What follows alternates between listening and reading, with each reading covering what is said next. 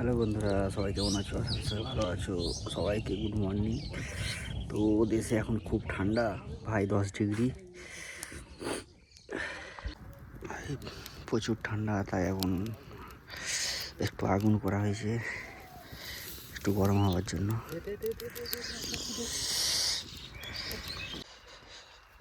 তো বন্ধুরা, একটু আগুন করে মাঠের দিকে বেরোনো। দেখতে পাচ্ছ কত কুয়াশা, কুয়াশাতে কিচ্ছু দেখা যাচ্ছে না।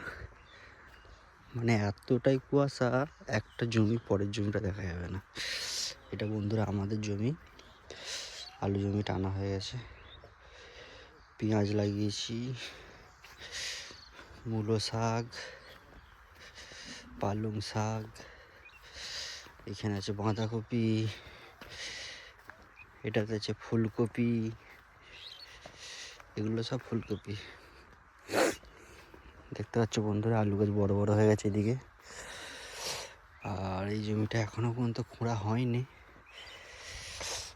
এটা হচ্ছে মিনি ঘর। আমরা এখান থেকেই মানে আলুতে জল ফল দিই এখান থেকে, মানে যেটা ছেঁচা হয় বলে, সেটা এখান থেকেই হয়। আর বন্ধুরা, তোমরা দেখতেই পাচ্ছ ওয়েদারটা কেমন,